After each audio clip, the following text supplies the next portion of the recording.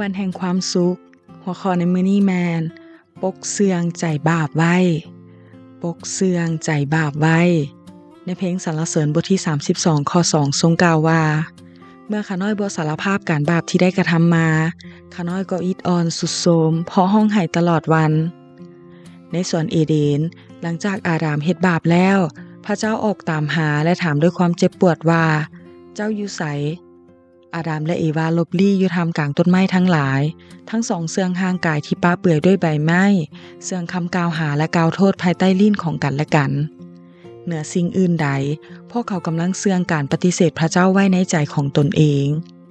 ความบาปเสื่องอยู่เลิกหลายและมีอำนาจร้ายแรงเพราะมันสามารถหลอกลวงมนุษย์ได้อีกอย่างตัวบาปนี้อาศัยอยู่ในบ่อนที่สำคัญที่สุดเพื่อคอยควบคุมและสั่งการทั้งชีวิตของมนุษย์อยู่บ่อนนั้นก็คือจิตใจนั่นเองท่านกำลังเสื่องบาปไว้บ่อนใดในเพลงสรรเสริญบทที่32ข้อ1ทรงกล่าวว่าความสุขเป็นของผู้ที่ได้รับการอภัยบาปกรรมและเป็นของผู้ที่ได้รับการยกโทษจากความผิดมนุษย์คิดเองว่าพระเจ้าเบิ่งบ่เห็นและเห็นบ่ถึงในใจว่ามีอันใดมนุษย์มีใจบาปและเปื้อนเปื้อหลายอย่างเสื่องซ่อนอยู่ในเยเรมียาบทที่17ข้อ9ถึง10ทรงกล่าวว่า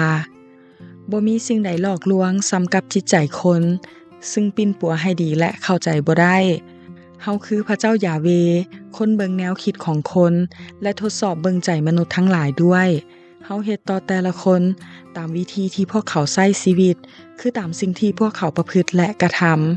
ำมีไผฮู้จักใจนั้นได้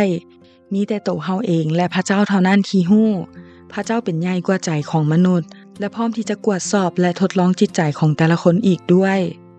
ขอคิดเมื่อดาวิดสารภาพบาปของตนเองพระเจ้าให้อภัยความชั่วทั้งสิ้นจงจัดการกับใจที่ปกเสื่องบาปของตนเองนั่นเสียท่านเฮ็ดเองได้ด้วยการสารภาพบาปแล้วพระเจ้าจะให้อภัยบ่อนใดที่มีการอภัยบ่อนนั้นก็จะบ่มีบาปอาศัยอยู่อีกได้จงค้นหาบาปที่ยังปกเสื่องอยู่แล้วทูลขอพระวิญญาณบริสุทธิ์ช่วยเปิดตาใจให้สว่างเพื่อจะเบิ่งเห็นและจะบ่ถูกหลอกจากความบาปอีกต่อไปผู้ที่พระเจ้าบ่ถือโทษว่ามีบาปชีวิตก็จะสะอาดและเป็นสุขได้ขอพระเจ้าอวยพร